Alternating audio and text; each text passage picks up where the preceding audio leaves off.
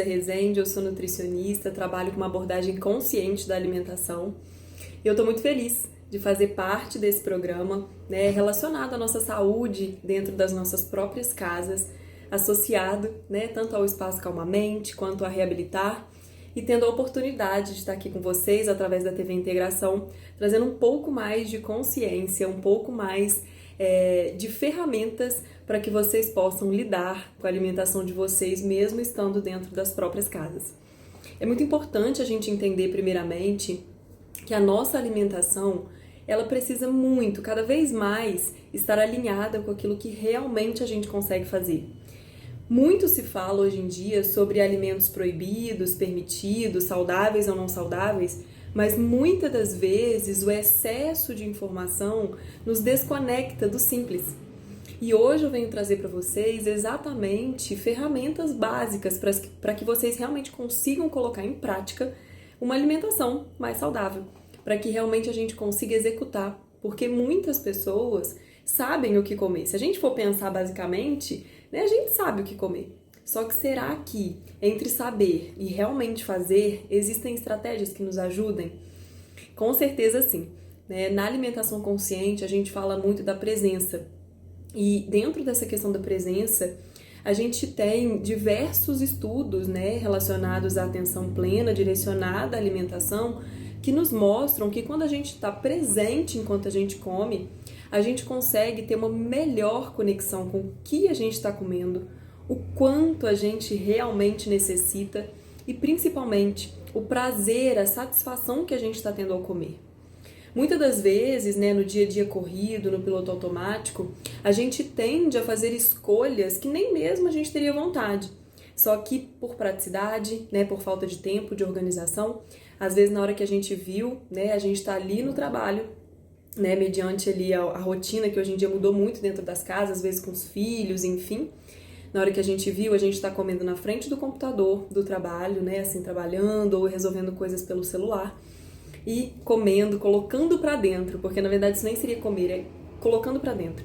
E aí na hora que a gente percebe, a gente comeu muito mais do que o nosso corpo precisava, porque a gente ficou beliscando, e outra, a gente nem sentiu gosto, a gente não sentiu prazer, não sentiu satisfação. Aí o que acontece? A primeira oportunidade que a gente tem de comer algum alimento muito prazeroso, muito satisfatório, normalmente calóricos, energéticos, açucarados, a gente tende a querer, né, esses alimentos de uma maneira muito fissurada. E não aquela coisa, aquela escolha consciente que a gente faz às vezes de consumir determinados alimentos recreativos. Essa questão que eu tenho trazido é exatamente uma questão muito de uma perda de controle que às vezes a gente tem diante de determinados alimentos. Então a primeira dica que eu vou trazer para vocês é: dediquem um tempo, né, no horário, no dia de vocês para se alimentar. Se parar para se alimentar também é produtivo. Muitas das vezes a gente não prioriza, a gente acha que é perda de tempo e aí a gente vai fazendo na hora que a gente não comeu. Né? E aí, quando a gente começa a sentar à mesa, né, fazer uma refeição completa, olhando para ela, sentindo o cheiro, né, enfim, alguma conexão dos sentidos com essa alimentação, as coisas realmente começam a melhorar, tanto no quesito sabor quanto no quesito quantidade, tá? A outra dica que eu quero trazer para vocês, que é bem importante, principalmente nos dias atuais, é vocês respeitarem o sinal de fome de vocês.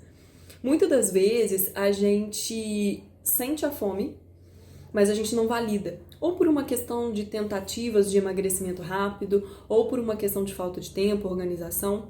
E aí, dentro de uma escala da alimentação consciente, né, a gente tem uma escala da fome que vai de 0 a 10.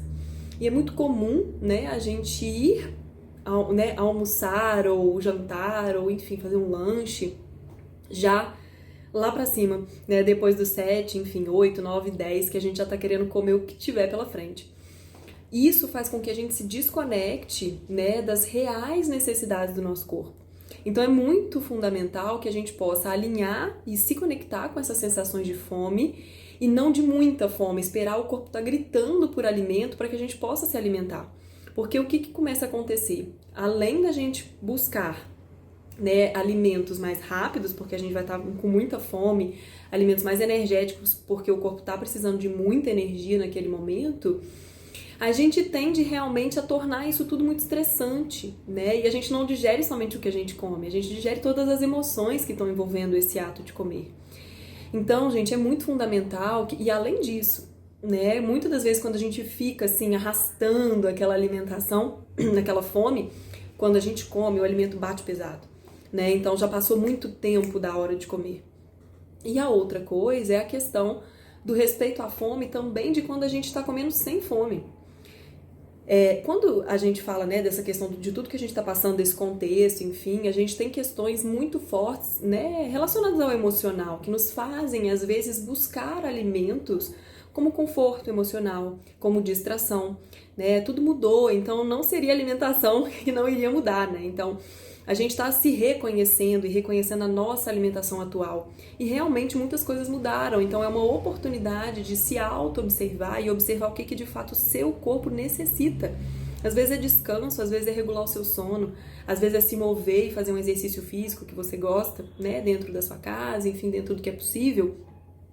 E não só depositar tudo em cima da comida. Uma coisa é fazer uma escolha consciente de uma comida recreativa dentro de um contexto consciente, né? Que a gente está compartilhando, enfim, com as pessoas da nossa casa, que a gente está saboreando, enfim, isso é uma coisa.